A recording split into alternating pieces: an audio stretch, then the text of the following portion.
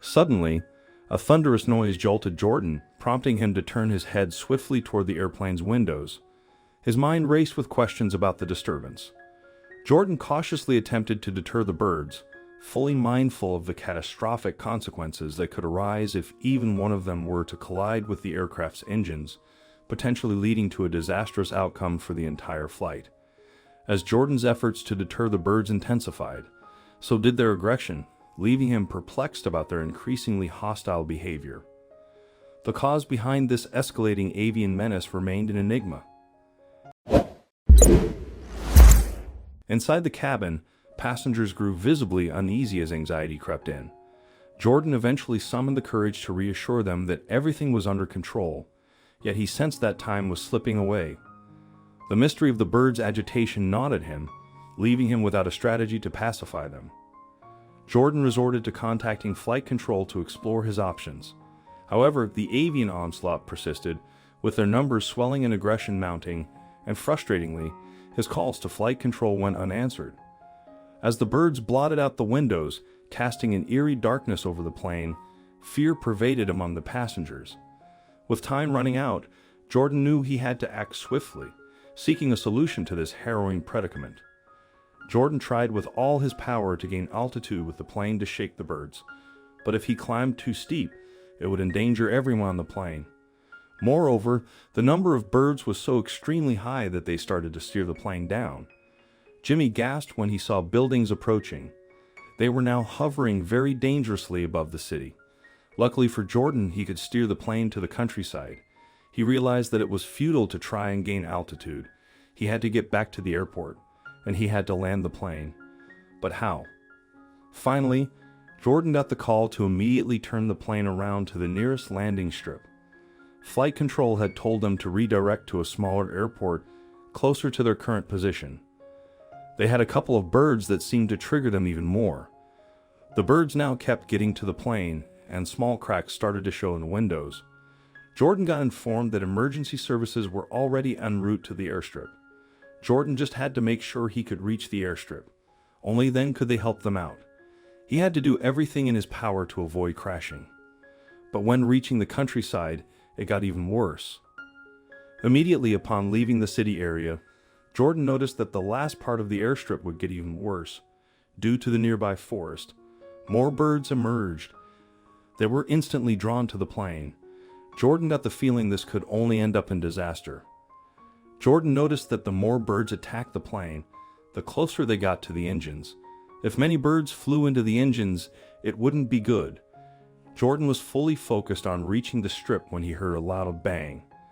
The plane started shaking, and Jordan could hardly control it. The plane was also losing altitude. The passengers noticed this and immediately started screaming in distress. The worst thing that could have happened was happening. The engine burst into flames, and the passengers could see it through the window. There was only one option that Jordan could think of. This was his last shot. While descending, he saw a body of water in the distance and calculated that he could barely make a landing in the water. This was their only saving grace. Landing on land would be rough.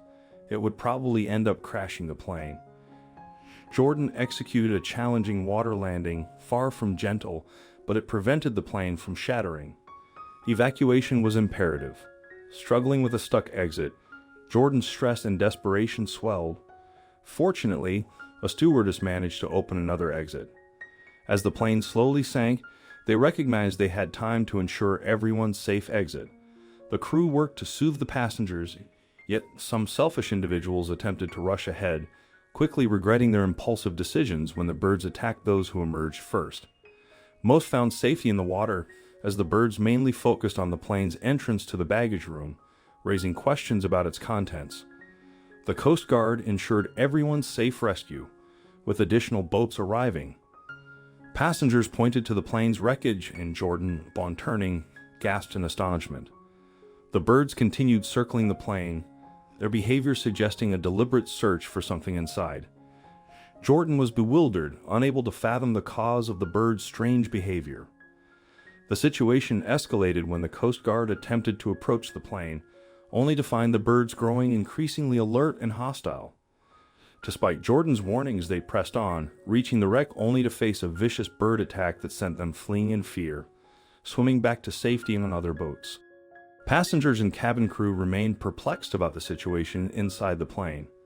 As they drew closer once more, the birds swarmed again, signaling a standoff. They called for backup to deal with the persistent threat, and the birds attacked when the ships were at a greater distance. The crew outside the plane was swarmed but managed to find refuge inside. Tugboats had an advantage as the birds couldn't reach the captain. Fortuitously, Jordan remembered from his education that airports use sounds to deter birds. He suggested this to the Coast Guard, who promptly blasted high-pitched noises from their speakers. Astonishingly, the birds responded by retreating into the forest. Recognizing the need to continue the noise to keep the birds at bay, the Coast Guard persevered. With the plane now ready for towing under the Coast Guard's guidance, the tugboats secured their cables and began the operation smoothly. Fortunately, the plane proved easily towed, promising a swift recovery. Meanwhile, the arrival of the police added another dimension to the situation, and Jordan, being in charge of the plane, faced immediate questioning. Jordan, holding no secrets, reassured the police that it had been a routine flight, a journey he'd undertaken regularly without issues until today. He highlighted the birds' peculiar behavior, emphasizing their immediate interest in the luggage compartment, suggesting it might hold vital clues. The police probed for luggage details, and Jordan directed them to the passengers, who, despite their shaken state, cooperated by answering every question regarding their belongings, except for one individual singled out by the police, whose suspicious behavior became apparent through contradictory statements, raising red flags for the investigators. He became evasive when questioned about his luggage, triggering a background check that raised further suspicions. His passport appeared to be counterfeit, adding to the growing concerns. The only way to identify him now was through his fingerprints. Upon running his prints in the database, an alarming revelation emerged. He was a recently released convicted felon with sealed government documents, casting a veil of uncertainty over the situation. Authorities were still in the dark about the contents of his luggage and the bird's strange reaction. Fortunately, the plane was finally retrieved from the water, and a specialized research team arrived to conduct a thorough search.